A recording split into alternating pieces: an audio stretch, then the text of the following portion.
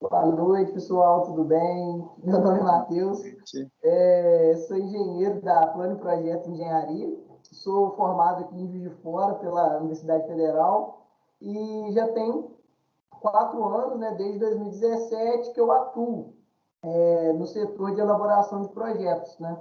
A gente começou em 2017, éramos eu e Alexandre, somente 2 sócios, e hoje em dia a gente já conta aqui com 6 pessoas, né? Já fizemos aí desde 2017 mais ou menos uns 300, 350 projetos residenciais. Então, nessa parte de projeto de pequeno e médio porte, a gente já tem aí um certo know-how, né, principalmente na parte residencial. Já trabalhamos aqui também com a parte de execução de obras, mas hoje em dia a empresa está focada só na parte de projeto. E dentre os projetos aqui, a gente executa praticamente todos os complementares, que seria estrutural, hidrossanitário, elétrico, ventilação, mecânico, ar-condicionado, todos os complementares que fazem parte aí do meio da engenharia civil, mecânica, elétrica, fazemos tudo isso.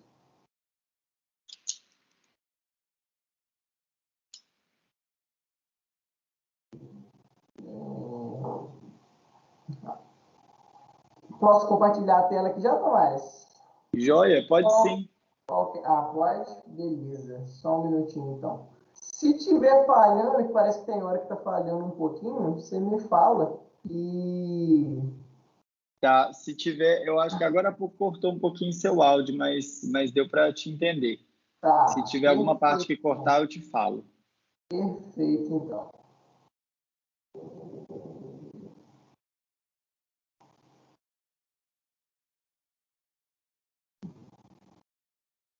Deu certo o compartilhamento de tela ou vocês ainda estão me vendo aí? Deu certo. Estamos te vendo e a compartilhação e o compartilhamento também. Engraçado, aqui no Skype eu não vejo a minha própria tela, não? Uai, vê na própria janela do Skype, não? Joia. Então, pessoal, tinha conversado, né, com o Tomás e o objetivo aqui da apresentação era falar dos desafios da articulação entre a arquitetura e a engenharia, né? O Tomás tinha falado que geralmente o público, né, que acaba participando, ouvindo, ou é o pessoal mais recém-formado, ou é o pessoal que ainda é estudante, né? Então, eu tentei focar aqui em alguns empecilhos, alguns problemas de compatibilização que a gente tem no dia a dia, dentro da Plano Projeto. E, assim, às vezes, muitos desses problemas, né, são falta de experiência, tanto da parte dos nossos clientes, que são os arquitetos, quanto da nossa parte. Então, eu achei interessante a gente levantar aqui, né, quais são esses problemas, para ir tentando debater aqui, eu tentando mostrar um pouquinho do meu ponto de vista, e vocês aí podem ir participando também durante a apresentação, para tentar mostrar o ponto de vista de vocês, né? Que, igual eu falei lá no início, o objetivo era discutir e entender, né, o que gera esses problemas, nessa picuinha aí entre arquiteto e engenheiro, para tentar solucionar o problema, né? O primeiro slide aqui, tentei falar aqui da importância do projeto arquitetônico, né? Porque acaba que atualmente a gente tem visto que não tem sido dada para o projeto arquitetônico a importância que ele merece. Não sei se pelo fato, né, de estar tendo muito profissional no mercado, muito desses profissionais às vezes vêm de umas instituições que não são tão boas, né? Não tem uma capacidade técnica tão boa, né? Porque a gente tem muita faculdade à distância, e acaba que essas empresas estão visando mais o lucro do que o ensino, né? Então, assim, muitas vezes chega um projeto para a gente que a gente vê que aquele projeto não foi feito, não foi planejado, né, para atender a tudo aquilo que ele precisa. Eu brinco com o pessoal lá no escritório, quando eu vou chamar a atenção deles, né, que às vezes parece que eles estão fazendo só linhas, né? E aquilo ali não é apenas linhas, né?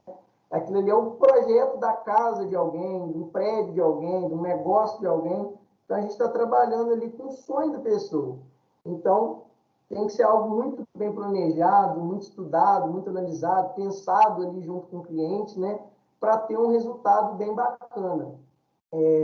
Além disso, também, o que eu vejo, né, do meu ponto de vista, é que o arquitetônico, ele é o ponto de partida para o sucesso, tanto da obra quanto dos projetos complementares, né? Ele é quem vai guiar todos os outros. Então, muitas vezes, o projeto arquitetônico tem sido feito sem pensar em alguns pontos cruciais, né? Que é a viabilidade financeira, que é o aproveitamento do terreno, a definição da tecnologia construtiva, o desempenho das instalações hidráulicas, elétricas, de incêndio e a eficiência estrutural também. É muito difícil a gente fazer um projeto estrutural bom, né, se o arquitetônico não estiver condizente com aquilo, né, se ele não foi pensado para aquilo. Então, o projeto arquitetônico ele tem grande importância tanto no sucesso da obra quanto no sucesso dos complementares. E muitas vezes eu vejo que isso tem sido deixado de lado, né? Às vezes parece que algumas pessoas estão agregando mais importância nos projetos complementares, né, do que no projeto arquitetônico, achando que os complementares vão resolver os problemas que não foram pensados durante a elaboração do arquitetônico. Se vocês verem algum nomezinho do Canva aí, é porque a gente é patrocinado por eles, então não precisa preocupar, não. Falando aqui, né, dos itens, né, que eu vejo que tem muita relevância e devem ser analisados, né, na hora de fazer o projeto arquitetônico, eu acho que o primeiro deles é a viabilidade de execução, né? A viabilidade, ela está relacionada com o custo da obra, se aquele custo ele está dentro do orçamento pensado pelo cliente ou não. Porque não adianta nada a gente fazer um projeto muito bacana, né? E depois aquele projeto estourar o orçamento do cliente. E hoje em dia isso tem acontecido muito. O cliente chega com um projeto lá para a gente, então enquanto está na fase ali de arquitetônico, ele ainda não tem muita noção de valor, e aí quando a gente faz os complementares, que é o estrutural, hidrossanitário, o elétrico, a gente começa a dar para o cliente ali as listas de materiais, né? Nessa fase da obra ele ainda não orçou a parte de acabamento, está orçando mais essa parte bruta. Então ele começa a ter dimensão de quanto vai custar aquela obra, né? Ele vê ali que vai gastar muito com a estrutura, muito com a parte de instalações de esgoto, de água fria, de água quente, instalações elétricas, e ele começa a assustar e muitas vezes vê que não tem dinheiro para fazer aquela obra. E aí começa a gerar um problema, que é querer rever o projeto arquitetônico, só que com isso já está pronto os complementares, aí o arquitetônico também já está finalizado, aprovado na prefeitura. Então, o arquiteto tem que refazer o projeto, tem que reaprovar na prefeitura. A gente vai refazer os complementares, que nem sempre dá para aproveitar. E aí começa a ter esse retrabalho, né? Que aí cria o ônus do tempo e financeiro para o cliente. Então, eu acho fundamental, quando você vai desenvolver o projeto arquitetônico, né? Já tentar levantar com o cliente quanto ele tem disposto ali para gastar, né?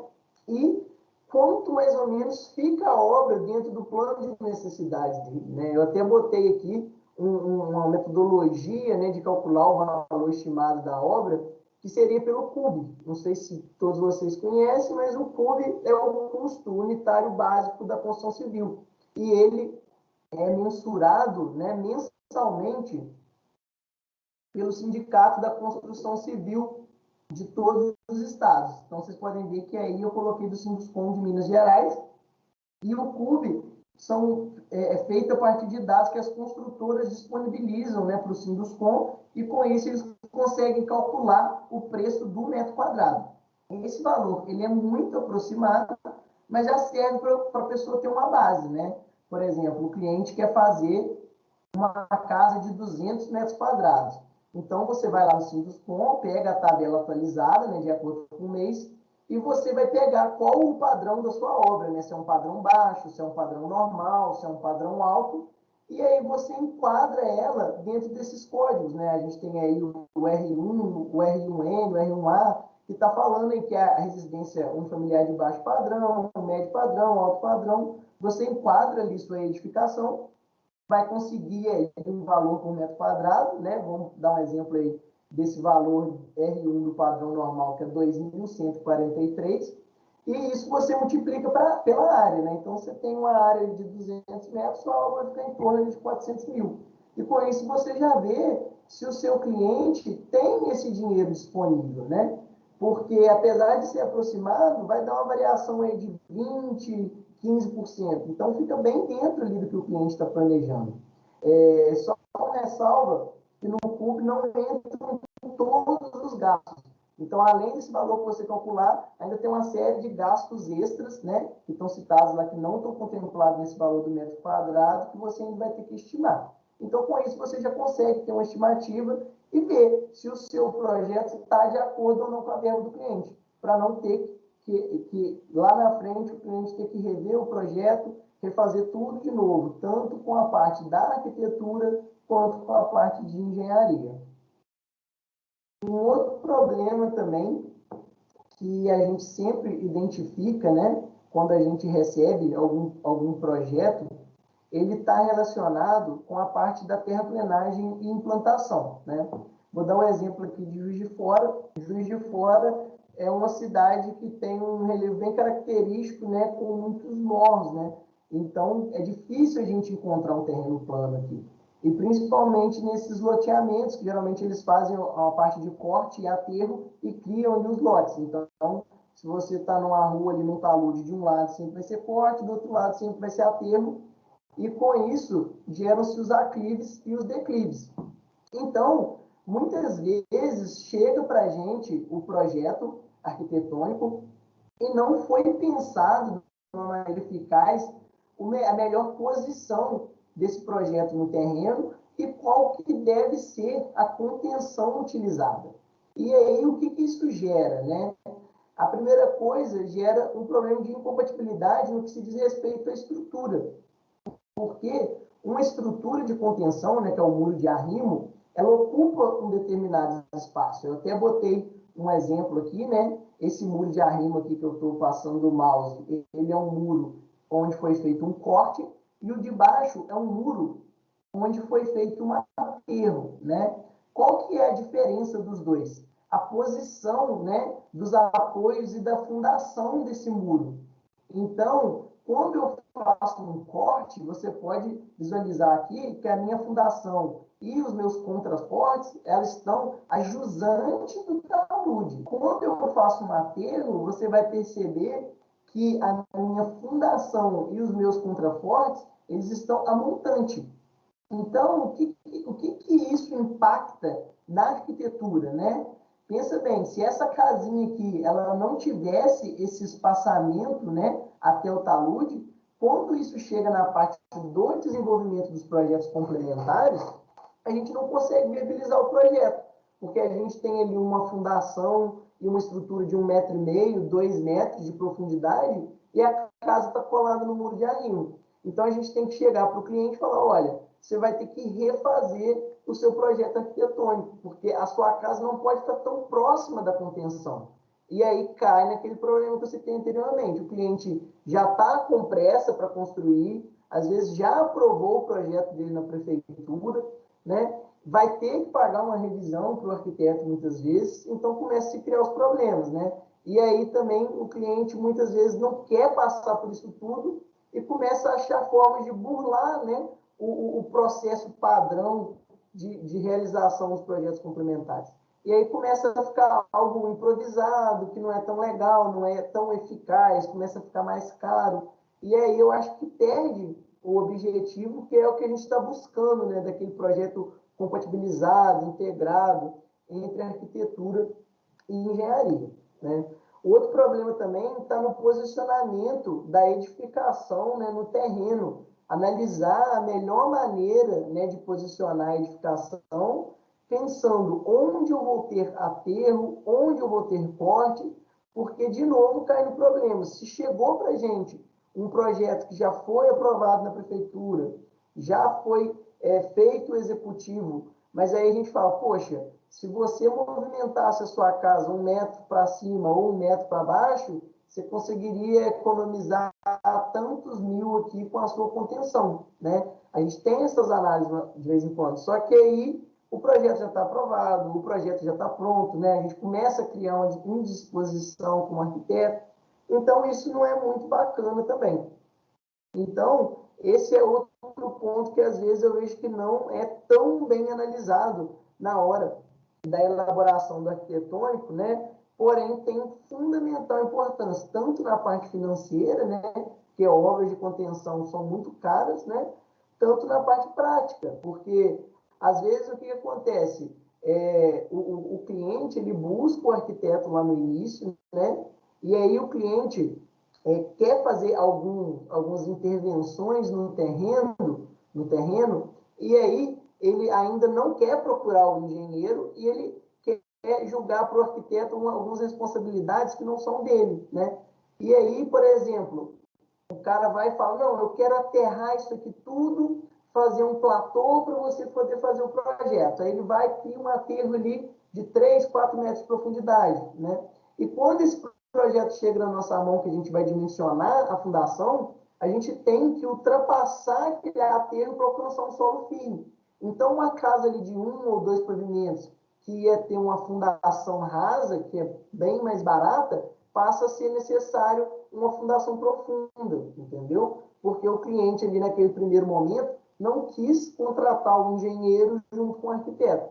Então, também eu acho que é um papel de vocês tentar evangelizar ali o cliente lá no início, né? Para fazer com que ele já feche no início da concepção do arquitetônico com o engenheiro, para a gente poder trabalhar em conjunto, né, na elaboração dos projetos.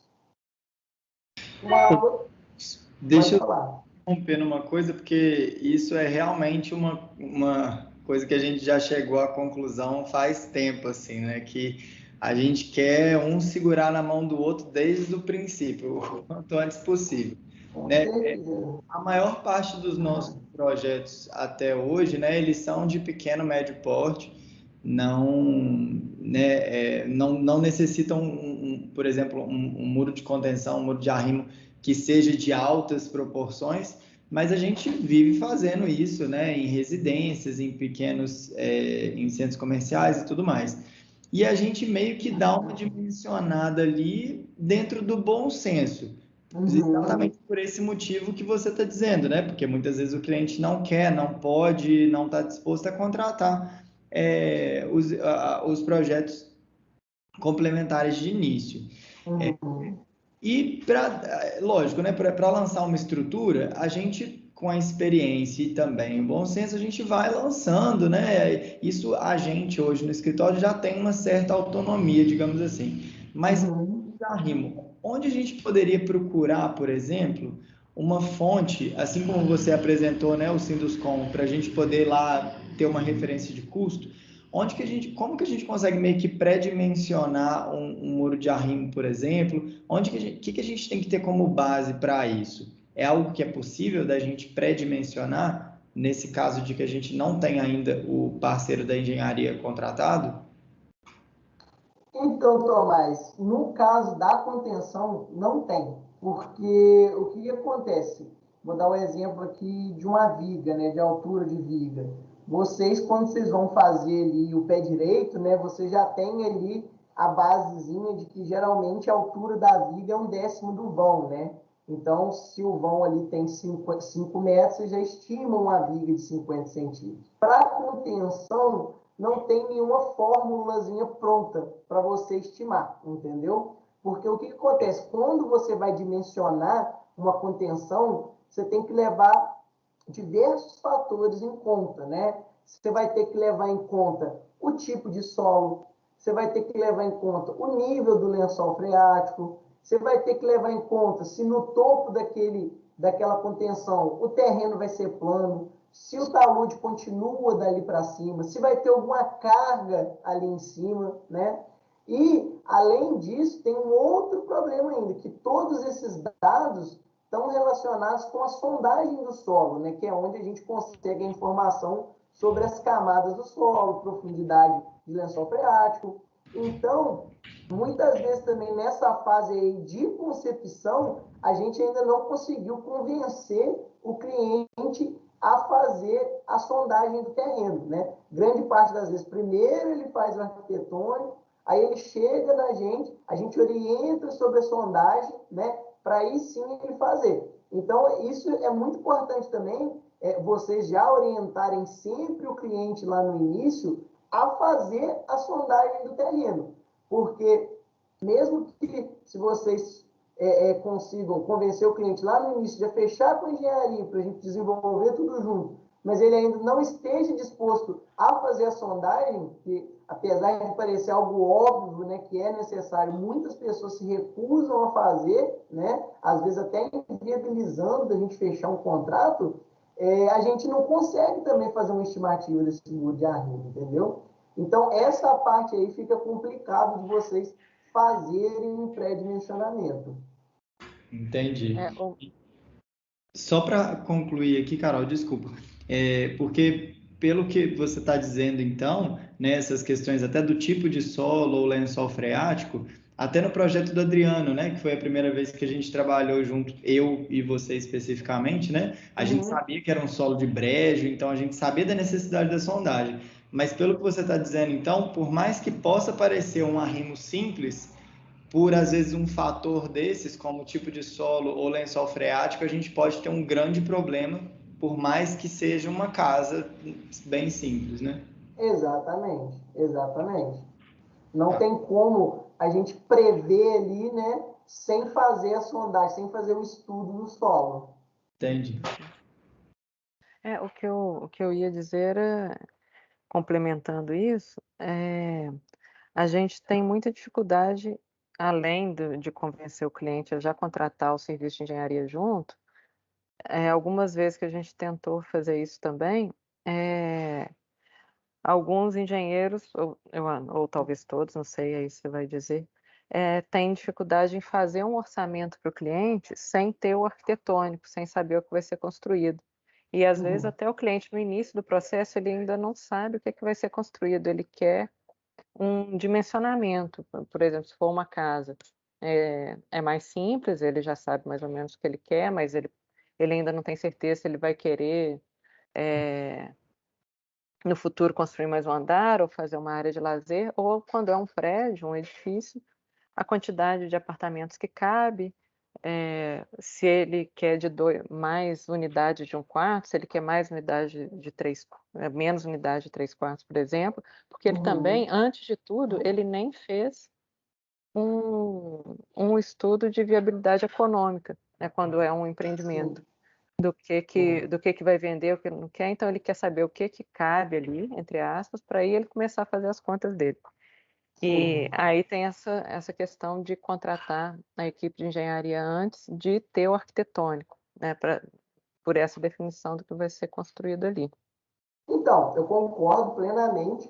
O que a gente faz hoje na Plano Projeto, né, quando o cliente quer contratar a gente lá nesse início, onde não tem nenhum pré-projeto ainda, a gente faz o orçamento em cima do plano de necessidades, entendeu?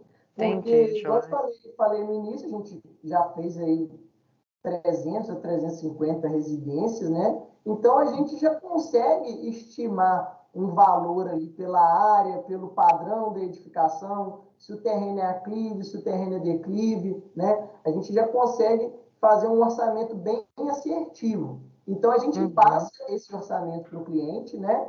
E a gente deixa ali um asteriscozinho falando que se fugir muito do plano de necessidade, vai ter um reajuste, né? Porque vocês também sabem que, às vezes, o cliente chega lá, fala que quer uma casa de 1 pavimento e 100 metros quadrados, mas termina com uma casa de 3 pavimentos e 500 metros quadrados, né? Então, ou o contrário. Ou o contrário. Mais fácil o contrário por causa do preço, né? Então, assim, também não tem como eu passar um orçamento em cima de um plano de necessidade de 200 metros e um pavimento e depois duplicar isso, né? E também o caminho contrário. Às vezes eu fiz para o cliente um orçamento de uma casa de 500 metros e a casa ficou com 100. Então, a gente também revê para menos, entendeu? E aí, uma coisa que a gente também sempre deixa em aberto, que é no plano de necessidades a gente não consegue ver, né? E aí a gente deixa em aberto, às vezes até para passar o orçamento depois, dependendo da topografia do terreno, é a questão das contenções. Porque, de novo, né, a gente não sabe como vai ser feita a implantação, então a gente não consegue estimar os arreios, né? Porque dependendo de como foi implantado, né, do perfil topográfico ali do terreno, você pode ter uma contenção de 3 metros, mas você pode ter uma contenção de 7 metros de altura.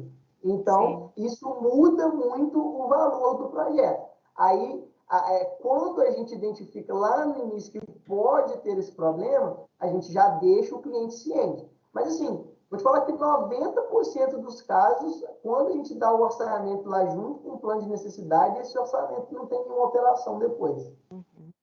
Eu disse isso porque em Lafayette, os que a gente tentou trabalhar junto não quiseram nem ver antes de ter o arquitetônico. Acontece. É questão mesmo de fazer tudo com a plano em projeto. Ah, se Deus quiser. E outra coisa que eu ia comentar, que é muito importante fazer isso desde o início, porque eu acho que a gente tem enfoques diferentes. Por exemplo, acho que a engenharia ela está muito voltada para a construção, né? Totalmente voltada para a construção. Não sei se totalmente, mas está voltada para a construção. E a arquitetura ela está voltada para a pessoa e para a cidade. Então, ela tem um olhar no micro do usuário e no macro do urbano. E compatibilizar como é que fala? Essas duas abordagens também vai para além do projeto em si, para além da parte material. Com Aí, certeza. E eu acho que, às vezes, o maior problema gerado, né, na hora de integrar as duas áreas, né, é o fato de, às vezes, o engenheiro não querer entender nem um pouquinho do que o arquiteto precisa fazer, o que ele precisa pensar, e também o contrário, às vezes o arquiteto não querer pensar no que o engenheiro precisa fazer, né? Eu acho que até mesmo culpa das universidades, né, porque eu lembro quando eu fazia engenharia, as disciplinas de arquitetura, ou o professor não dava aula, ou ele dispensava os alunos, ou os alunos não iam. Então, assim, aquele conceito básico, mínimo que seja, que a gente precisava ter de arquitetura, né, para poder participar mais ativamente da concepção, quando a gente está trabalhando junto ali, pensando, igual você falou, né, na questão do urbanismo, da utilização, às vezes a gente não tem capacidade para fazer isso, né, ou nunca ter aprendido nada sobre isso, ou por falta de oportunidade, né, ou por falta de vontade também, né? da mesma forma a gente aprende muito pouco das engenharias, assim, não para fazer, claro, mas para embasar o projeto na faculdade. E as matérias de engenharia na arquitetura são da mesma forma, assim. Ou o professor nem tem interesse em ensinar aquilo, né? Porque os alunos também não têm interesse em aprender, Exatamente. ou não ensinam, né? Ou não tem uma abordagem para arquitetura. Por exemplo, a gente teve um professor Exatamente. que ensinou como as estruturas funcionavam e não fazer cálculos que vai servir muito pouco para a gente pré-dimensionar qualquer coisa, fica Exatamente. limitado.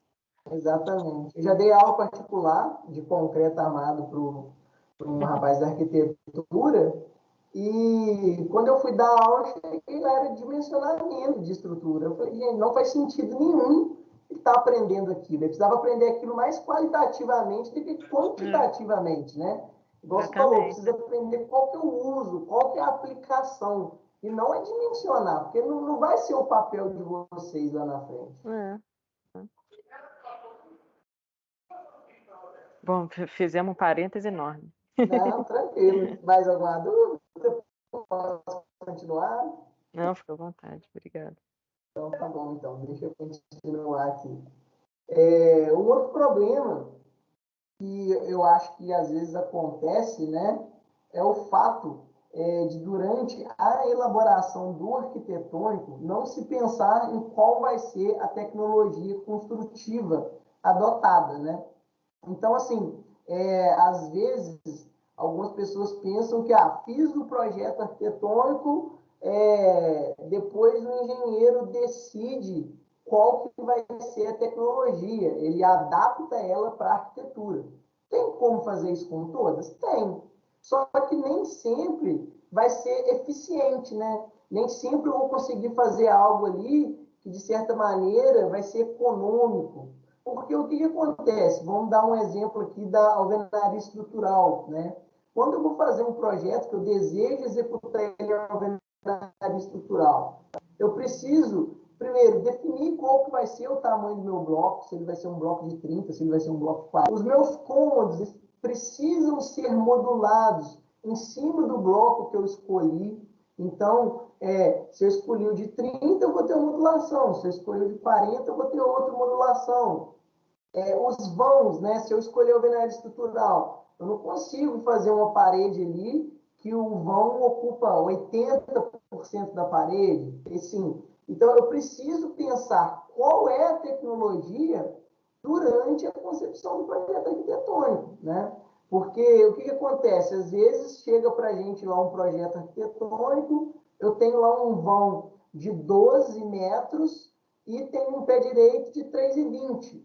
Com concreto armado, né, se eu for seguir aqui grosseiramente essa proporção de 1 para 10, eu estaria precisando de uma viga ali de quase 1 metro de altura. Só que o meu pé direito não corresponde a essa altura de viga. Então, aquela estrutura já não está sendo tão bacana para a utilização do concreto armado. Mas, de repente, para a estrutura da metálica, sim, né? Só que eu tenho que ver, eu vou conseguir utilizar tal estrutura, né? Em toda a edificação, eu vou usar só em parte, porque o que acontece?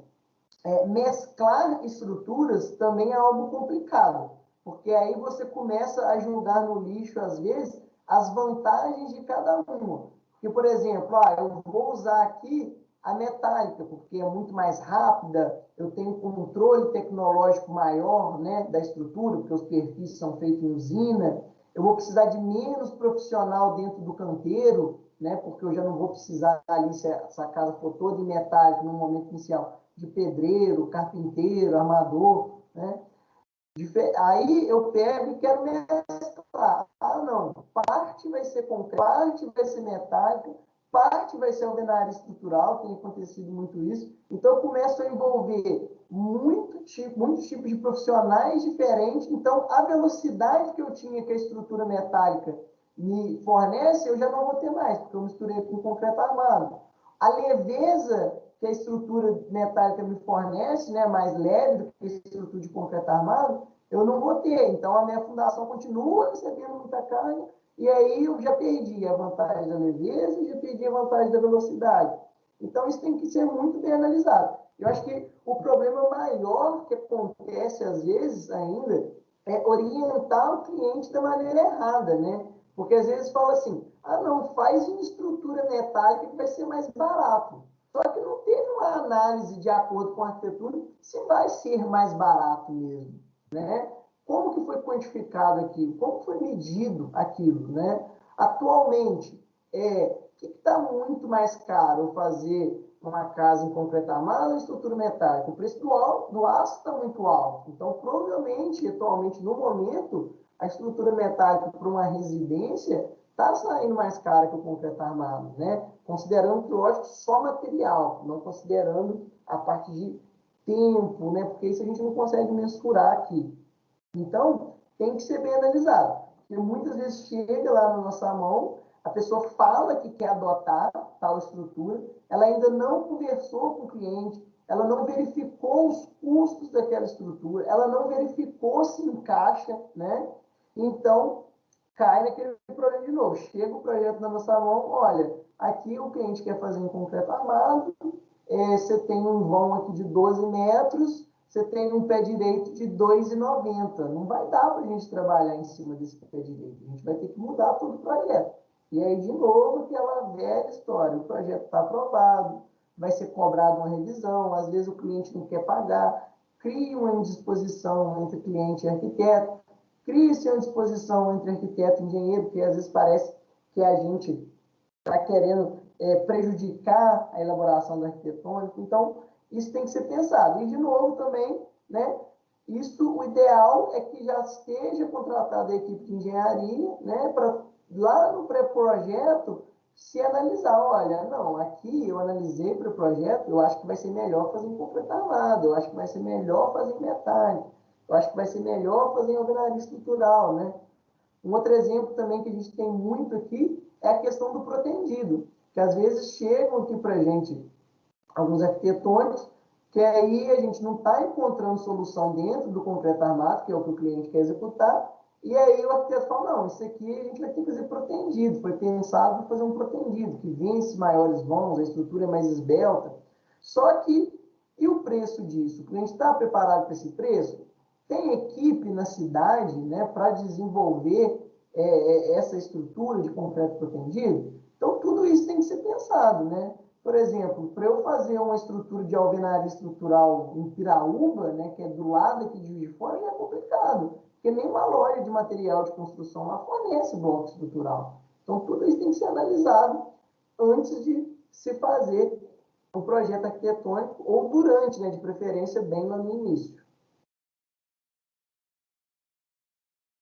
Um outro impasse também, que sempre acontece aqui, né, na hora de compatibilizar a parte de arquitetura com a parte de engenharia, são as instalações hidrossanitárias e elétricas, né? Porque muitas vezes não é considerado isso na elaboração do projeto. E isso é algo que existe, não tem como a gente fugir, né? E chega na hora de fazer os complementares, às vezes não tem como fazer algo eficiente, não tem como viabilizar algo, né? Fazer um projeto econômico, porque durante a elaboração da arquitetura não foi pensado. Então começa a entrar naquele impasse. Eu preciso pôr um shaft, né? O único lugar para eu pôr aquele shaft é na sala. E aí, esteticamente, não vai ficar legal. Para eu andar com ele para o outro ponto da casa, eu preciso fazer um rebaixo de gesso numa região muito grande, que não estava previsto. Eu preciso, às vezes, furar alguma viga. Eu vou gastar mais com tubulação, né? E tudo isso porque, às vezes, lá na hora da concepção da arquitetura isso não foi pensado, né? E não só pelo arquiteto, mas como engenheiro, que não tinha sido contratado. Então, isso é algo que existe e a gente não pode fugir disso, né? Então, quais são os maiores problemas que a gente identifica aqui?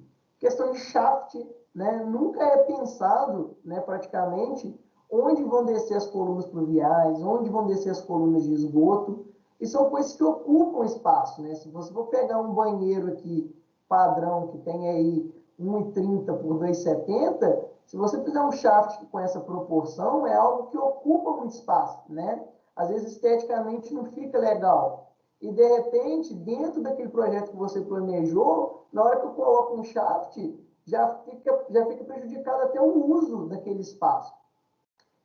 Outro problema também, questão de quadro de disjuntor, né? Ninguém decide em qual cômodo da casa eu vou pôr o quadro de disjuntor. Então, fica essa pendência aí até na hora da obra. O quadro de disjuntor, às vezes, é muito grande, né? Porque hoje em dia a gente separa todos os circuitos, iluminação, ar-condicionado, chuveiro, tomada. Então, eu vou ter um quadro muito grande, as edificações são muito grandes, tem muitos aparelhos, e aí fica feio. Mas, infelizmente, é algo necessário. Outra coisa também que sempre falta, né, na hora de lançar o projeto hidrossanitário, posição do hidrômetro, nunca vem definida a posição do hidrômetro, posição do padrão de entrada, né? Todos esses itens precisam ser previstos no projeto arquitetônico. Por exemplo, o padrão de entrada. Às vezes a gente pega alguma edificação que a pessoa fez aquele muro bacana, o muro tem ali 90% grade, 10% vidro e não sobra um espacinho de alvenaria para botar o padrão. E aí, na hora que a gente fala que precisa, né, de colocar o padrão de entrada e hidrômetro, aquele 3D que foi apresentado para o cliente, ele muda completamente. E aí começa um empecilho, porque o cliente não quer, ele queria daquele jeito que estava no 3D, né? Aí ele quer que a gente arrume uma solução e muitas vezes não tem solução. Outro projeto também que eu não contemplei aqui, né, porque a gente está falando mais voltado para residência, mas é o projeto de prevenção e combate a incêndio, né? Infelizmente é feio mesmo, mas é algo obrigatório e necessário. Então, não adianta se tem lá a caixa de hidrante, eu querer esconder a caixa de hidrante, eu querer pintar a caixa de hidrante, eu querer esconder o extintor, né? Até mesmo porque isso vai contra as instruções técnicas do Corpo de Bombeiro. Então, se é algo obrigatório, se é algo necessário, acho que está na hora de começar a pensar nisso como parte da edificação, né? E não como algo que vai prejudicar o projeto, prejudicar a edificação. Eu acho que vai ser bem mais fácil e vai fluir muito mais. Porque quando isso não é analisado, quando chega lá na frente, vai ser necessário de qualquer maneira, e aí se cria o retrabalho, né? Que é o que todo mundo quer fugir. Falando aqui de assunto, né? É a questão da eficiência estrutural. Eu botei um exemplozinho aqui básico, né, que é algo que a gente vê muito também nos projetos. Eu tirei até do Instagram de engenharia, que é do Rangel Lage. Eu não sei se está dando aqui para vocês lerem. Mas é a questão, nesse exemplo, de parede alinhada e parede desalinhada e o que ela gera no projeto estrutural, né? Então, aqui ele cita um exemplo onde todas as paredes estão alinhadas, eu consigo passar uma viga aqui embaixo de toda a parede. Eu vou ter aqui um gasto muito menor com aço, eu vou ter, às vezes, uma estrutura muito mais esbelta, tanto na viga quanto na laje, né? Eu vou ter que um desempenho melhor dessa estrutura, eu não vou ter deslocamentos muito grandes, que pode gerar fissuração, né, que gera ali aquele aspecto estético ruim durante o uso. E aí, quando eu passo aqui, né, que eu tenho todas as paredes desalinhadas, ele começa a citar. Eu tive que engrossar a laje, eu tive que fazer um dentezinho aqui que vai gerar um balanço, vai ter um gasto muito grande de armadura, gera um momento nesse pilar, sobrecarrega a fundação. Então, não é muito legal, né, eu fazer ali o arquitetônico sem pensar também na eficiência da estrutura. Lá na frente eu defini qual que é a estrutura e agora eu tenho que pensar na eficiência. Por exemplo, vamos voltar na questão das paredes. Lógico que eu não consigo fazer uma casa de 2 pavimentos com todas as paredes alinhadas, né? É praticamente impossível.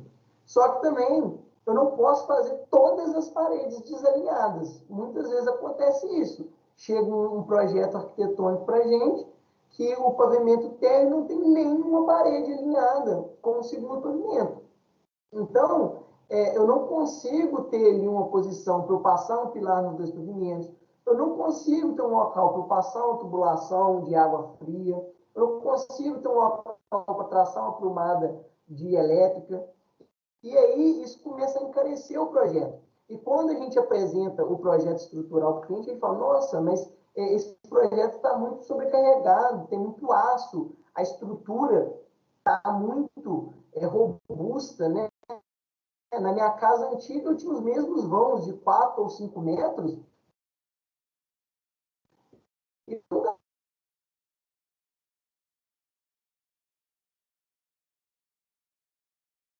gastei isso tudo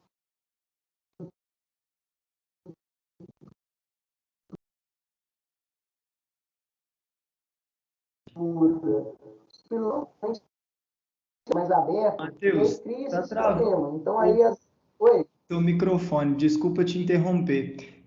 Travou um pouco a partir do momento que você falou da fala do cliente que na minha casa eu já tinha esse tipo de vão, e a Não, estrutura não era tão robusta. Será que você pode repetir, por favor? claro, posso sim. Voltando aqui. Então, Tomás, o que acontece? Às vezes o cliente fala, na minha casa antiga, eu tinha mais ou menos o mesmo padrão aqui de vão, 4, 5 metros, a mesma área, e a estrutura não era tão robusta. Mas por quê? Antes, eles eram todos separados por alvenaria. Então, eu tinha muita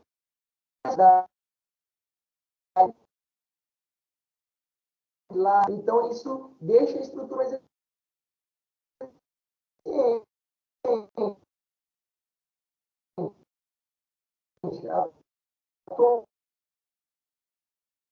Atualmente, o conceito para passar um tubo, e aí a estrutura começa a ficar mais carregada. Aquele mesmo vão de 5 metros, né, que antes tinha X de aço, agora vai ter X mais 1, entendeu? Então, não depende só da engenharia para fazer com que o projeto seja eficiente. Depende também da arquitetura. Isso deve ser pensado junto lá no início, né? E eu acho que cabe ambas as partes ver onde que pode ceder e onde realmente aquilo é significativo para o cliente, né? Porque às vezes eu acho que acontece muito, tanto com o engenheiro quanto com o arquiteto, é ele analisar o projeto como se fosse dele. Então, eu vou fazer esse projeto, mas ele tem que ficar bom para mim. Só que, às vezes, uma pequena alteração que não te agrada, ela vai tornar o projeto muito mais eficiente e para o cliente aquilo não faz tanta diferença. Então, assim, acho que a participação também do cliente na concepção é importante, porque eu acho que às vezes ele fica um pouco de lado do que é tão importante para ele, né? E o que é tão importante para o arquiteto e para o engenheiro. Que às vezes, se o arquiteto, o engenheiro ouvisse o cliente cedesse um pouquinho mais, a gente conseguia resolver problemas que às vezes para a gente parecem inviáveis. Alguma dúvida aí, pessoal? Algum comentário? Bom, sobre essa questão da participação do cliente, a gente na Micra percebeu que, não pelos mesmos motivos assim que você pontuou agora, mas até pelo nosso retrabalho depois, independente de compatibilização ou não, porque o projeto não é nosso e nem é da engenharia, o projeto ele tem que atender ao cliente, né? Se vai dar mais trabalho para a gente ou para a gente profissionais de ambos os lados, paciência, né? É para isso que a gente estudou. Então a gente tem que fazer o melhor para poder funcionar para o cliente. E funcionar para o cliente pode tanto ser o projeto vai ser feito sob medida, cada detalhe, cada curvinha, cada quina do jeito que ele quer, ou, e isso implicando em um custo muito elevado, né? Porque não necessariamente vai ser a estrutura mais otimizada, o sistema hidráulico mais otimizado, mas é o que o cliente quer, então, e ele quer pagar por isso, e para ele isso é importante, né? Então, pronto. Ou o que vai atender o cliente, que é justamente enxugar os custos, fazer uma obra mais eficiente, uma obra mais enxuta, né? Então, realmente tem que ter um ouvido muito bom para o que o cliente quer e o que o cliente precisa, independente às vezes dele falar ou não. A gente tem que saber o que perguntar, né? Para a gente poder justamente alinhar tudo e não ter que ficar voltando etapas, né? Exatamente, exatamente. Mais algum comentário, gente?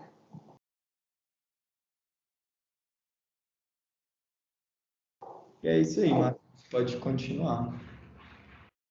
Perfeito, então.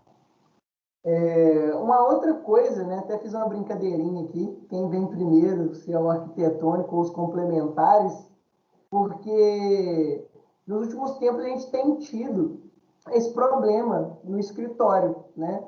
E aí o que está acontecendo? Muitas vezes chega para a gente o projeto básico, né? Aquele projeto utilizado em prefeitura para a gente executar os complementares.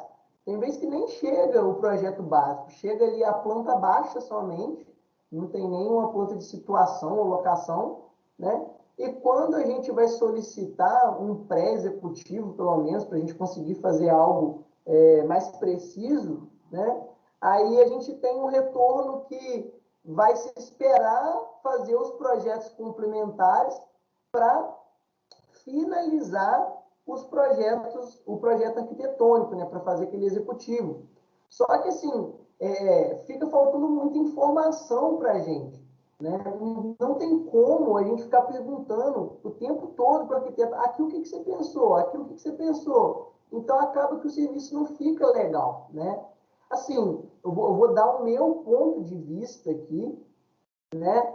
Mas se vocês tiverem outro ponto de vista também, vocês expõem para a gente discutir sobre o tema.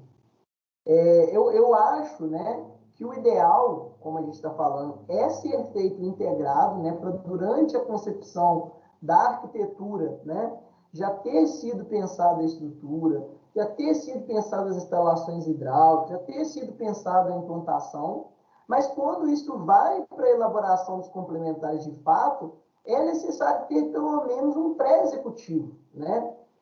Lógico que às vezes vai ter algum retrabalho, né? Se esse serviço tiver sido feito integrado desde o início, esse retrabalho vai ser bem menor, mas a gente também não vai conseguir extinguir 100% desse retrabalho.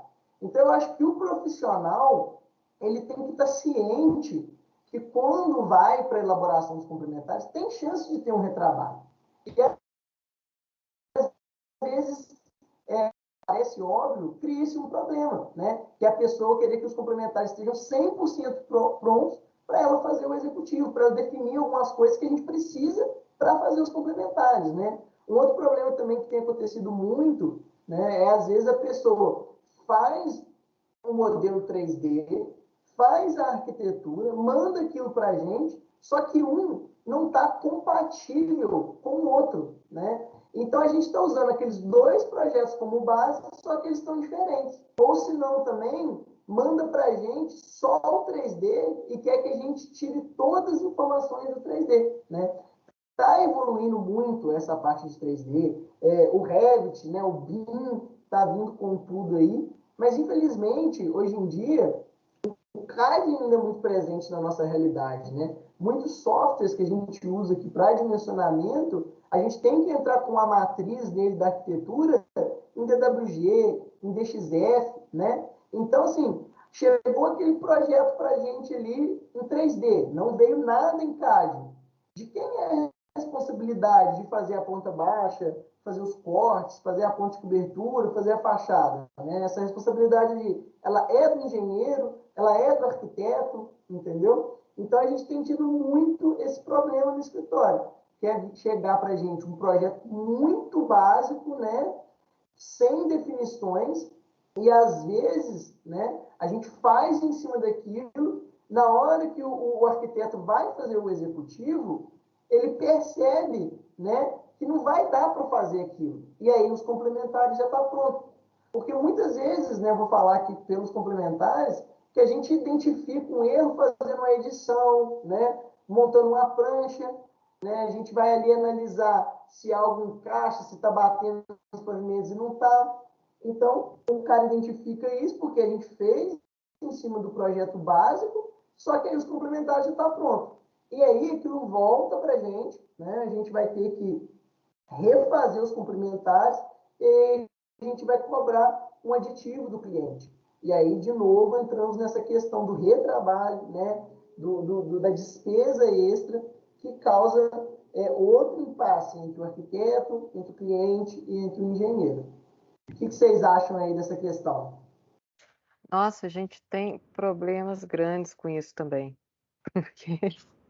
Porque a gente apresenta o orçamento para o cliente, nem sei se era isso que você ia falar, Tomás, que você abriu o áudio aí, desculpa.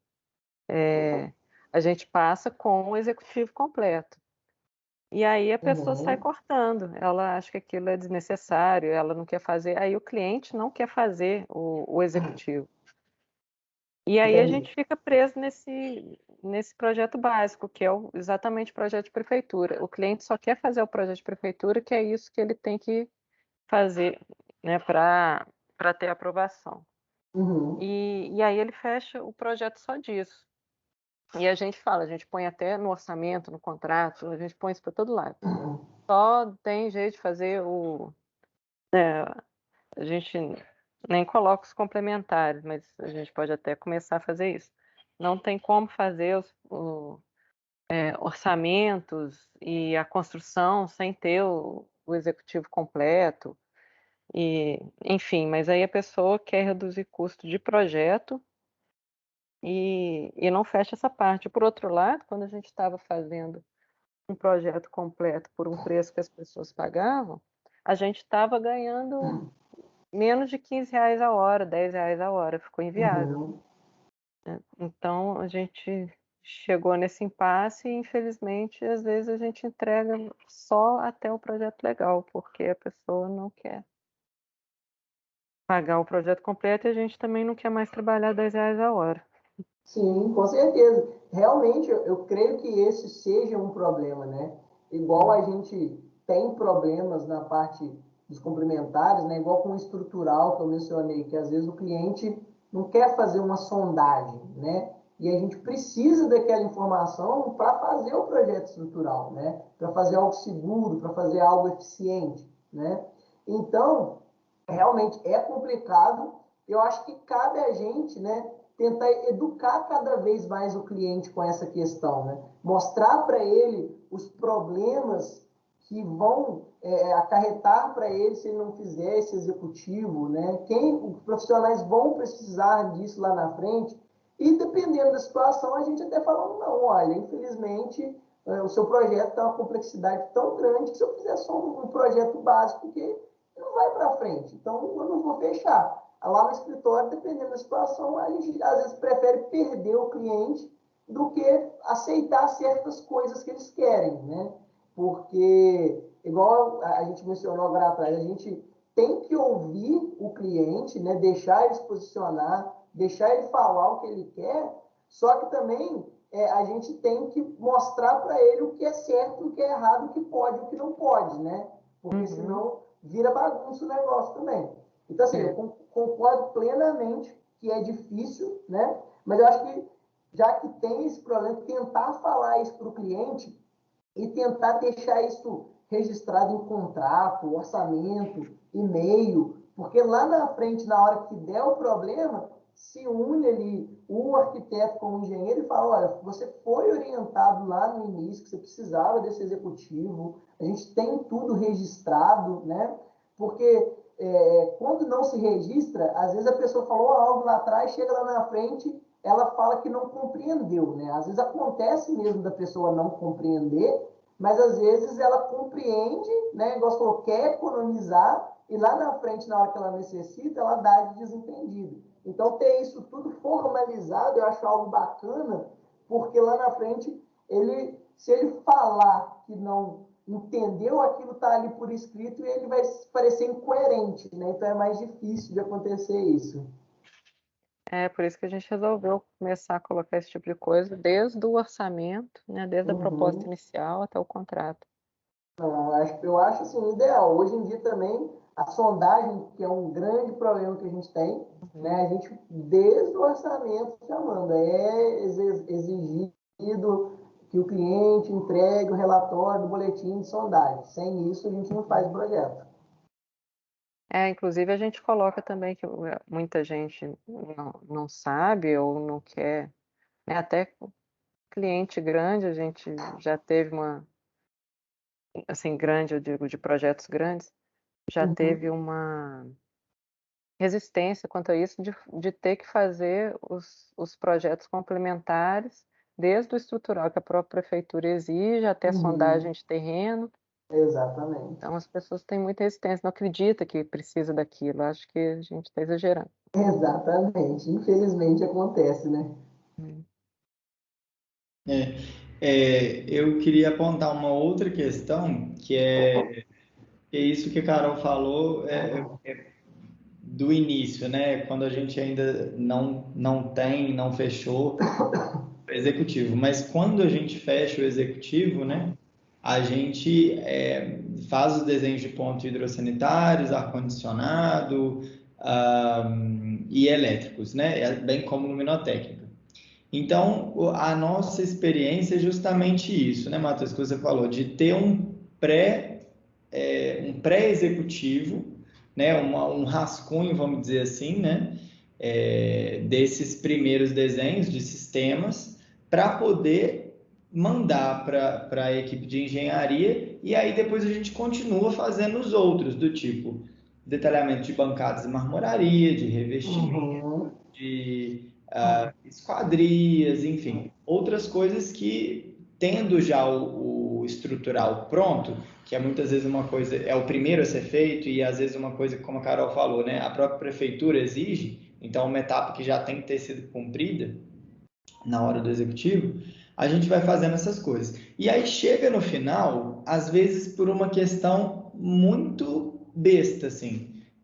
O cliente viu um revestimento que ele gostou e ele quer colocar aquele revestimento em algum ambiente, e aí a parede de destaque, o ponto de destaque daquele ambiente muda, e se esse ambiente for, por exemplo, o banheiro, pode ser que uma pia mude de lugar. E aí, se uma pia muda de lugar, a gente tem que trocar os pontos hidráulicos. Ou se ele decide por um misturador de parede ao invés do misturador de bancada, muda o ponto hidráulico, né? Bem como a luminotécnica também. Quando a gente tem o forro de gesso, às vezes nem é tanto o problema, mas quando a gente tem direto na laje, pode ser uma questão, né? Então, assim, sempre vai mudar do momento que a gente faz esse pré-executivo até o final da entrega do caderno executivo, sempre vai mudar. Então, essas adequações que são feitas nesse sentido, eu acho que são parte da compatibilização, né? Acho que a gente nem encara isso como retrabalho porque faz parte do processo. Não tem como eu fazer o meu trabalho completo e jogar ele no seu colo e você ter que se resolver, bem como o contrário, né?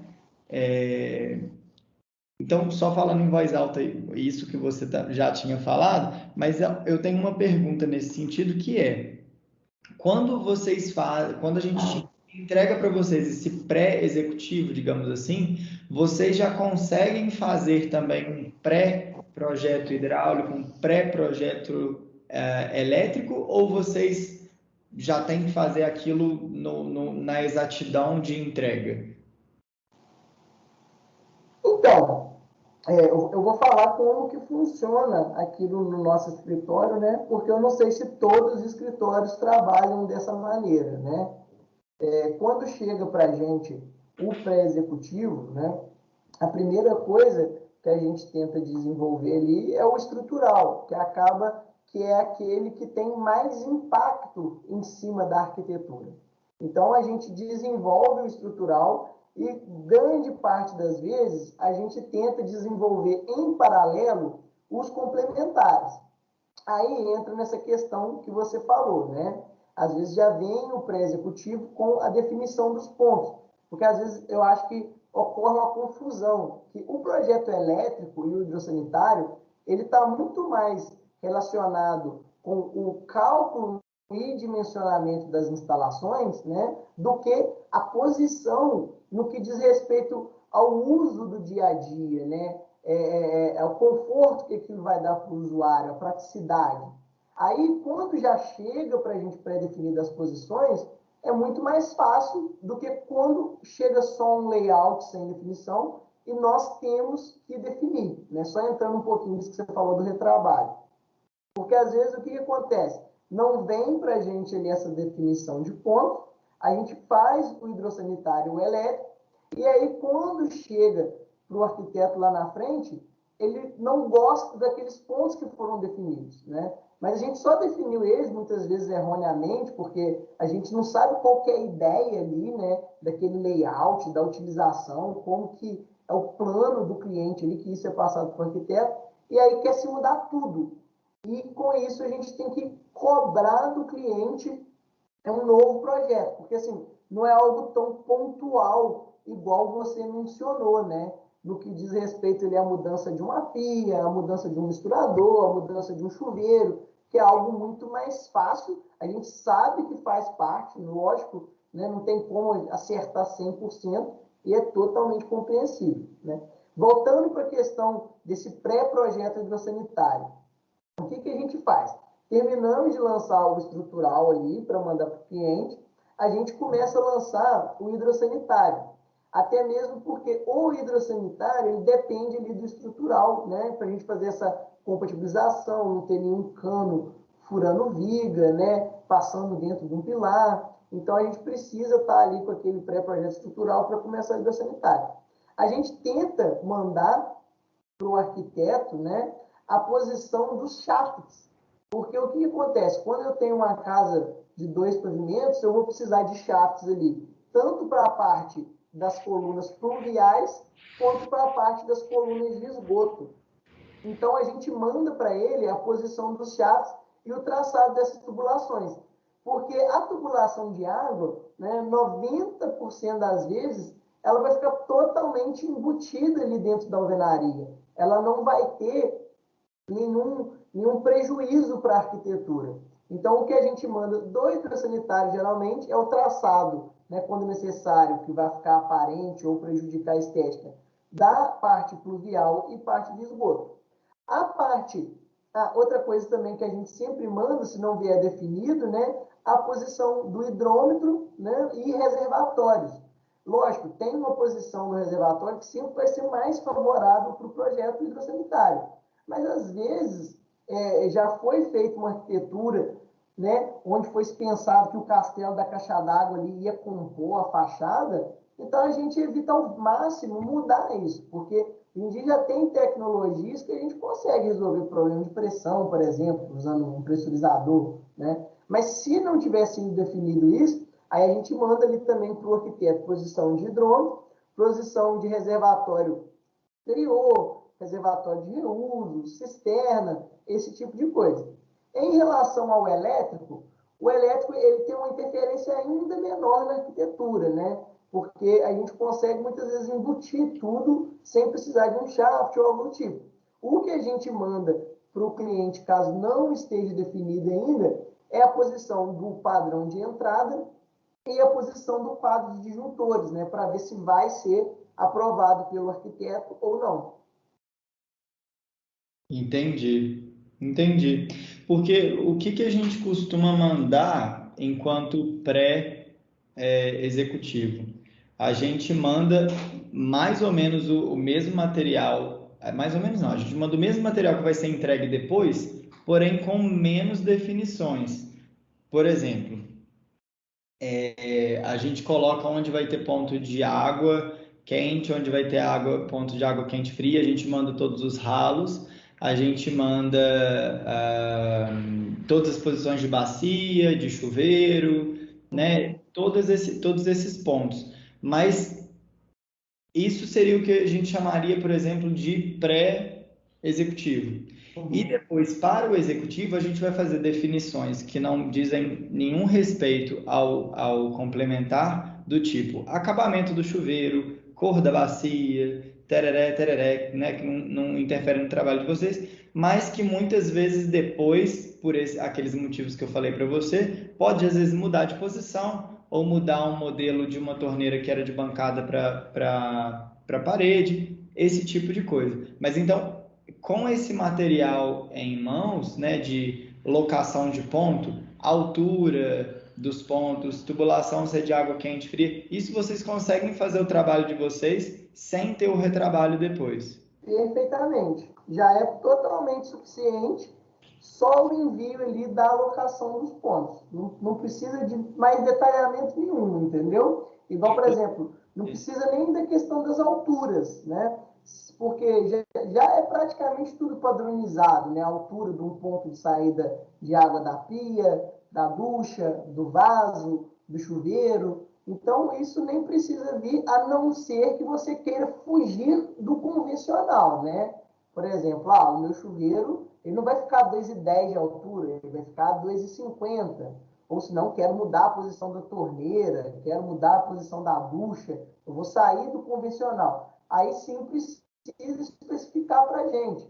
Mas se for ali dentro do convencional, né, dessas alturas padrões, não precisa nem especificar nada disso, somente a alocação em planta, né, desses pontos hidráulicos, de ralo, né, que você falou também, que eu tinha esquecido, que é muito importante, porque às vezes não vem essa locação, a gente faz todo ali o dimensionamento traçado em cima daquelas posições, e aí depois não está coerente com o que o arquiteto está planejando. Aí tem que ser refeito todo o projeto, né? Porque acaba que isso é muito fácil de entender. É muito difícil você mandar para a gente a alocação dos ralos lá no início e eu ter que mudar a alocação dos seus ralos, entendeu? Isso acontece muito menos. Então, você mandando para a gente essa alocação aí em planta, nem precisa de detalhe nenhum a mais, dos pontos hidráulicos, dos pontos de esgoto, né, dos pontos elétricos, luminotécnico, se estiver fechado com o cliente, para já ficar definido ali, né, sobre os dias, como vai ser feito o cabeamento,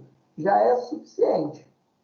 Entendi. Porque eu, pessoalmente, já quebrei muita cabeça pensando se aquele ralo tinha que ser seco ou se ele tinha que ser sifonado. Se Ah, tinha não, que ser de 10 ou tinha que ser de 15. E, no final das contas, se eu só tivesse passado o ponto, vocês tinham me dado um retorno, por mais que não em forma de projeto, em forma de anotação que seja. E eu já uhum. consigo pegar e especificar modelo e saber se ele é oculto, o que que é, tarará, essas coisas que não vão influenciar no trabalho de vocês, né? Mas que vão me permitir continuar o meu trabalho. Exatamente. E com relação aos pontos elétricos, mesma coisa. A gente costuma, por exemplo, colocar as tomadas, né, a altura padrão, a gente escreve mesmo assim, né, mas de acordo com a BNT, a gente deixa lá as alturas descritas e a gente coloca o ponto de que é, coloca a amperagem, porque principalmente cozinha, né, é importante que tenha o ponto de 20 amperes para determinados eletrodomésticos, questão de voltagem também, por exemplo, para ar-condicionado, para chuveiro. Mas para determinados equipamentos, por exemplo, o cliente falou que ele quer colocar uma lave seca na casa dele. Então a gente vai Uhum. colocar lá ponto de água, ponto de esgoto e ponto elétrico, porque Uhum. precisa das três coisas. Só que a gente costuma colocar, por exemplo, conforme equipamento, porque muitas vezes ele não comprou ou tem intenção de trocar, que seja. Esse tipo de coisa, como que vocês recebem isso? Isso é útil de alguma forma? É inútil? Vocês precisam de mais especificações? Como que funciona? Então, no que diz respeito ao elétrico, eu acho que mais importante, né, do que você falar qual que é a amperagem, esse tipo de coisa, é deixar especificado o modelo, né, do equipamento que vai ser utilizado. Porque, por exemplo, do meu ponto de vista, né, o engenheiro eletricista, ele tem que saber se eu tenho um micro-ondas, aquele micro-ondas, a tomada vai ser de 20 amperes, não vai ser de 10 amperes. Né? No banheiro, que geralmente a pessoa vai usar um secador, eu preciso também de uma tomada de 20 amperes. Então, assim, eu acho que não cabe a vocês, né, e nem é necessário da parte de vocês fazer essa especificação, né? A não ser que seja algo muito diferente, porque isso já é comum, né? Já é o senso comum. Então, o engenheiro eletricista tem que saber esse tipo de coisa. Agora, como você falou, vou colocar uma lave seca. Preciso especificar ali a potência dela, né? Eu preciso especificar se ela precisa de uma tomada de 10 ou 20 amperes. Eu também acho que não cabe a vocês definirem isso. Eu acho que o mais importante é você especificar algum modelo que você já tenha conversado com o cliente, né? Ah, então aqui vai ser uma lave seca da Electrolux, modelo tal e tal. Deixa aquilo identificado que com isso o engenheiro eletricista ele consegue entrar ali no site, né, da Electrolux, por exemplo, baixar o catálogo daquele aparelho e ali ele consegue ver qual que é a potência daquilo, né, se ele é 20 amperes. Então ele pega todas as informações necessárias. Eu acho que o mais importante, né, quando vocês vão fazer algo diferente, vão colocar um aparelho diferente, é especificar o modelo, né, e não as necessidades que ele tem no que diz respeito ao projeto elétrico. Entendi. Porque essa Poxa, gente, que pesquisa bênção. Carol, eu acho que é por isso que o pessoal do Ômega elogiou tanta gente, porque a gente fez essa pesquisa toda para Já ele. fez o serviço para eles, né? O que, tipo assim, eu vou falar por mim, porque eu tô perguntando muito especificamente sobre isso, porque eu trabalho muito na parte do executivo no escritório, Matheus. Sim. E eu faço essa pesquisa toda, assim, para mim, inclusive, é um ganho muito bom de eu entender como que funciona. Mas é lógico que quanto mais a gente puder simplificar, não só porque tenho preguiça, mas sim porque é vocês que sabem muito melhor do que eu. Sim. Então não adianta eu ficar perdendo tempo batendo cabeça na parede, né? Com certeza. Mas o que a gente costuma fazer é colocar, verificar amperagem, voltagem, locação dos pontos de acordo com o manual técnico do equipamento. Porque algumas vezes o cliente já tem ou já sabe e outras vezes ele não tem. E aí, se a gente especifica o modelo, a gente está colocando,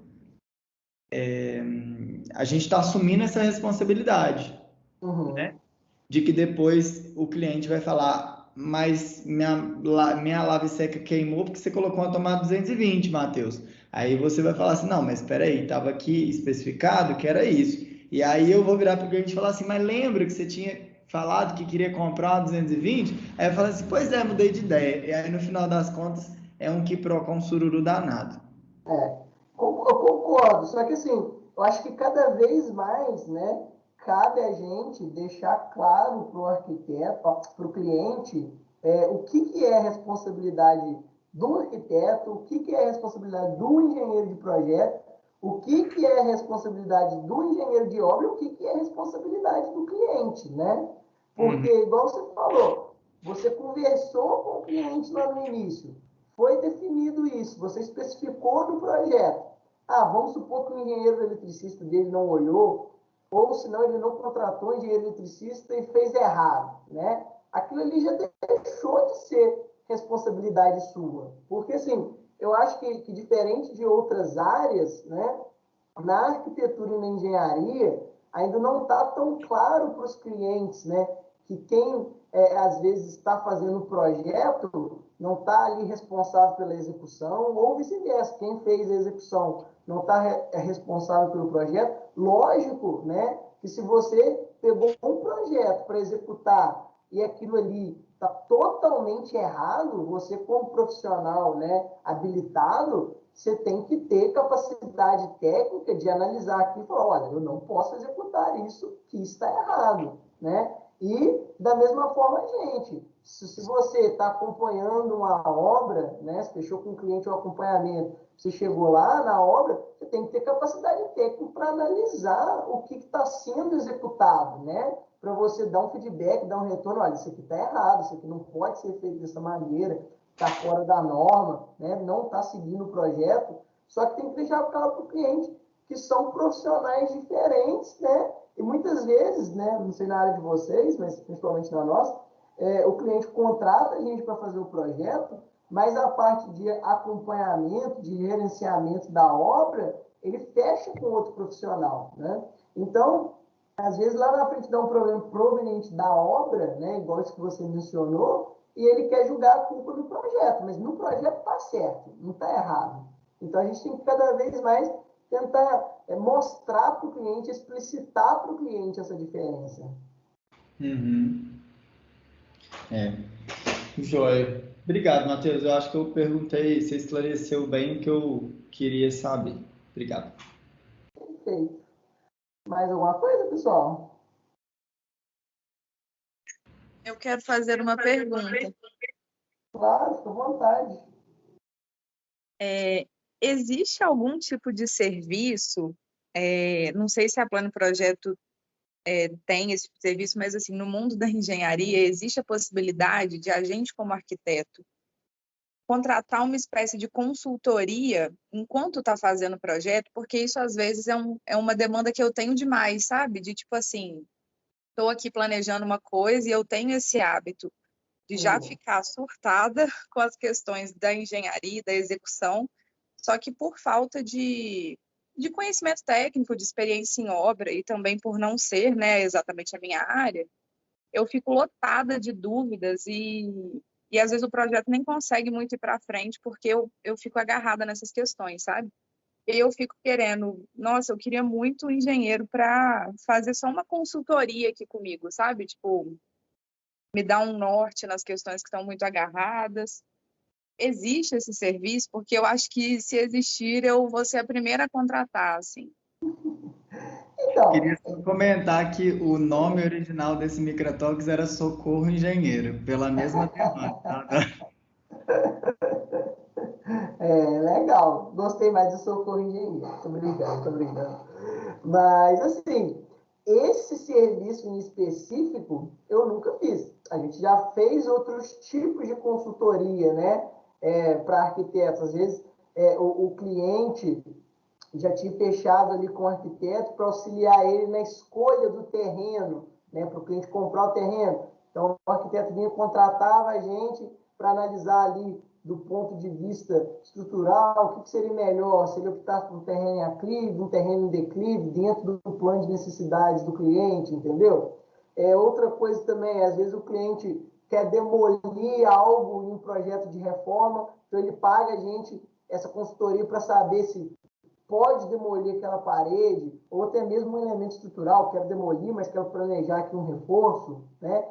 Então, assim, a gente já fez vários tipos de consultoria, essa em específico não, mas com certeza tem como, né, a gente trabalhar em cima disso. Se você tiver alguma demanda aí, depois passa para a gente, né, que a gente analisa aqui, vê como que a gente consegue te ajudar nisso, vê como que a gente te cobra isso, né, e aí a gente trabalha em cima dos seus problemas, né.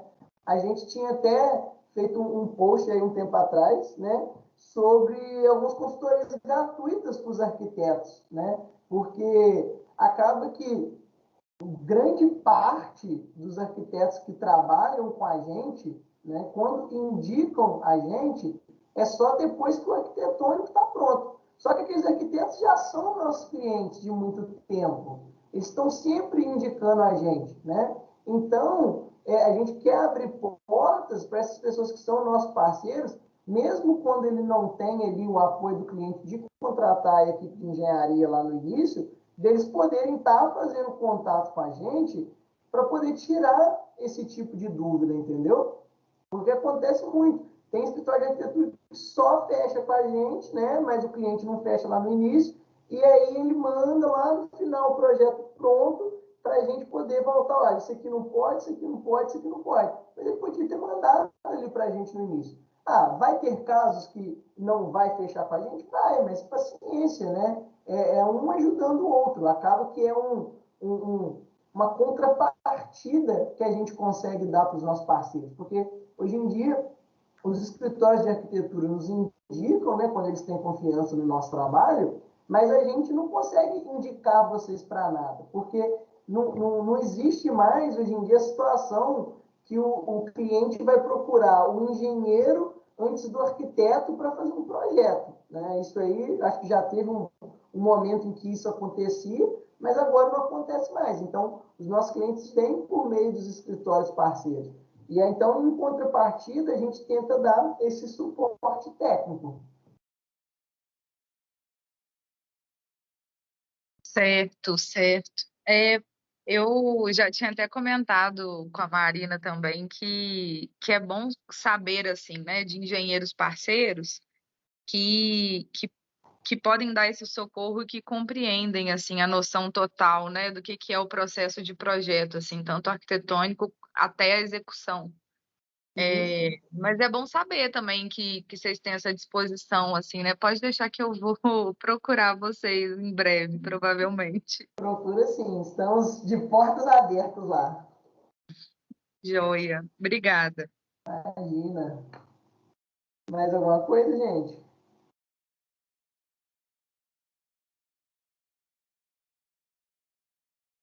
Acho que é isso aí, Matheus. Pode continuar. Perfeito, então. E aí, gente, para finalizar, né, botei aqui qual a solução, né? Porque a gente só falou dos problemas que identifica, né, no dia a dia aqui. E assim, a solução, tem uma solução que vai resolver tudo? Acho que não, né? Nunca vai ter. Mas, né, é o que eu sei, vocês sabem, eu acho que a gente deve cada vez mais trabalhar em cima disso, né? Que é tentar fazer os projetos integrados desde a concepção, né? Fundamental. Não depende só da gente, depende do cliente também. Um outro ponto é a tomada de decisões conjuntas, porque já aconteceu da gente estar trabalhando, né, em parceria ali com o arquiteto, só que ficou meio que unilateral ali a tomada de decisões. Então, foi definido algo e mandou para a gente para validar, né? Então, eu acho isso diferente. Uma coisa é você estar ali trabalhando em parceria e decidindo junto. Outra coisa é você ficar ali só como um personagem para validar o que está sendo feito. Então, eu acho que o ideal é que todos estejam ali trabalhando na tomada de decisão, né? E não só na validação. Uma outra coisa é a compatibilização dos projetos, né? Isso é outra coisa também que, às vezes, eu acho que fica um pouco confuso, né?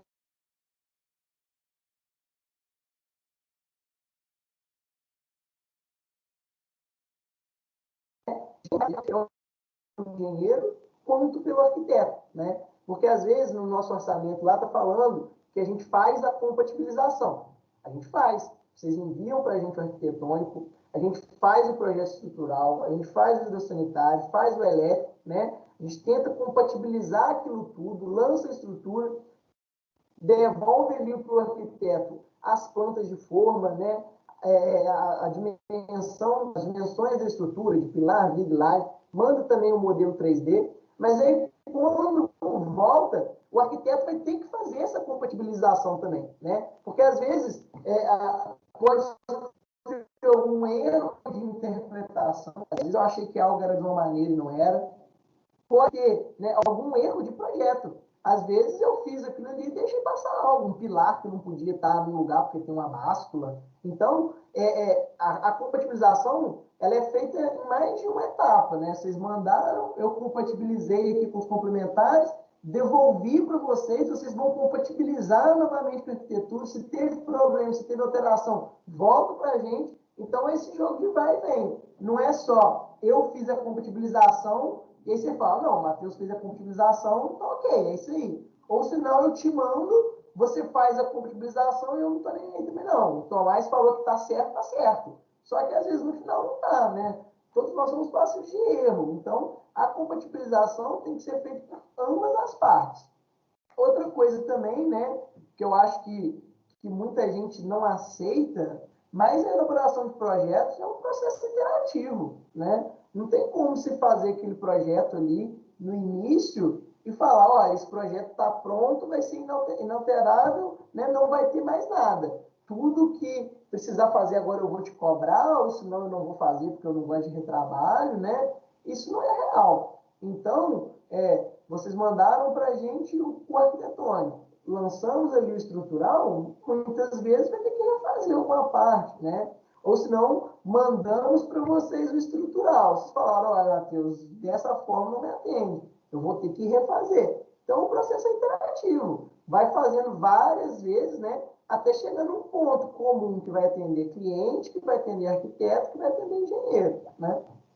E eu acho que um outro ponto aí muito importante é o diálogo frequente, né, entre arquitetos e engenheiros, que é algo que eu vejo que praticamente não acontece. E aí a gente já sai com aquele conhecimento raso ou quase zero da faculdade, né, no que diz respeito à área do profissional complementar, e depois que a gente sai da faculdade, a gente não busca aprender mais nada, né, da outra área, e também não conversa, não discute, não questiona. Então, eu acho que esse diálogo é fundamental para um lado expor seu ponto de vista, o outro também expor, falar se concorda, se discorda, igual a gente está fazendo aqui hoje, porque às vezes quando a gente não discute, a gente acha que a gente sempre está certo, né? E isso, grande parte das vezes, não é verdade. Então, pessoal, da apresentação aqui, eu acho que é isso mesmo. Fazer um merchan aqui da Plano e Projeto no final, né? Se vocês quiserem voltar aí em algum slide, tiverem mais alguma dúvida, estou disposto aí para a gente trocar ideia. Matheus, tá joia. Inclusive, qual que é o arroba do Instagram de vocês? É arroba Plano e Projeto mesmo? Isso. Tá. Que a gente já segue você lá, mas até para a Isa ver também o trabalho de vocês, a Adriana também. Perfeito. Mas eu acho que, assim, você cumpriu 120% da nossa expectativa, porque era justamente isso que a gente queria, assim, saber como que a gente pode que a gente só pode controlar o nosso trabalho, né? Então, como que a gente pode trabalhar de forma mais eficiente para que essa troca seja a mais produtiva possível, né? Sim, sim. Gente, alguém tem alguma consideração aí, alguma questão que queria perguntar para o Matheus, algum comentário, alguma coisa? Que eu fui anotando algumas coisas aqui, Matheus, mas você foi respondendo tudo até o final, tipo, questão dos pontos hidráulicos, a questão dessas adaptações. Ah, perfeito. Se tiver mais algum, pode falar. Eu ia comentar aqui também, foi assim comigo, você foi respondendo tudo, achei super completo. Isadora, plano e projeto, empresa recomendadíssima. Que E bom que vocês gostei muito. gostaram. A gente fica muito perdido, sabe, Matheus? E é sempre bom dessa checada Com com os colegas certeza. engenheiros. E assim, e a gente também fica perdido, entendeu? Eu falo isso muito com. A gente tem hoje em dia 2 estagiários e um assistente de engenharia, né? Que, assim, é fundamental entender um pouquinho da arquitetura para poder tomar essa decisão, né? Lógico que eu entendo muito pouco, né? Zero perto do que vocês compreendem, né? Mas às vezes se eu não buscar isso, às vezes, vou lançar uma estrutura, às vezes vou propor alguma mudança. Se eu não tiver um mínimo de conhecimento, eu nem consigo propor isso. Eu fico totalmente agarrado, dependendo 100% de vocês para fazer aquela análise ali inicial, e o projeto não vai para frente. Então, eu acho fundamental, né, a gente entender a parte de vocês e vocês entenderem a parte da gente. Nossa, com certeza. 100%. Olha. Carol, você tem alguma questão, alguma coisa a pontuar? Senão a Não, gente foi vai partir. tudo, né? Acabou que na fala do Matheus foi sendo tudo respondido mesmo. Bom, pessoal. Né, só para complementar, o que a Isa perguntou, né, sobre a consultoria. Né, a Plano Projeto aí está se dispondo a tirar dúvida, né, igual a gente faz lá com ele nos projetos, né, de prevenção a incêndio, mas é bom saber, né, foi uma ótima ideia essa questão da consultoria, porque às vezes é um projeto mais complexo que a gente não vai querer ficar o dia inteiro ligando, perguntando mil coisas, não é nem justo, mas a gente já pode, se a pessoa não quiser fechar no início os projetos complementares, a gente já pode, de repente, combinar uma consultoria, né, já resolve muita Nossa, coisa. sim. Eu acho que é muito proveitoso para a gente se nortear, né? Achei bom também. E às vezes é algo que pode ser difícil para você, mas às vezes é algo fácil e rápido para a gente, né? Às vezes ali É uma verdade. troca de Uhum. ideia em 5 minutinhos já resolve o problema. Perfeito. Excelente. Fica aqui cheio de dor de barriga, não consegue andar para Nem dorme, nem dorme pensando nas coisas. Por favor. A gente acaba, às vezes, sofrendo por algo que não precisava sofrer, né? Exatamente. É por isso que a gente fica grisalho rápido. Ô, Matheus, mas então, só muito obrigado por ter Show de bola, né? disponibilizado esse tempo aí para a gente. Foi super produtivo mesmo. E se em algum momento precisar da gente para conversa oposta, estamos aí. Show de bola. E quando tiver oportunidade, vamos marcar mais vezes aí. Sim, Precisando, estamos à disposição aqui. joia, com certeza. Muito obrigado, viu? Eu vou encerrar a gravação. Pessoal, eu que agradeço os ouvidos aí, né? Ficar 1 hora e meia me ouvindo aí. Nossa, foi Maravilha. ótimo. Obrigado, Matheus. Gente, obrigado por terem vindo. Até mais. Valeu, Né? pessoal. Até mais. Tchau. Como é que faz isso?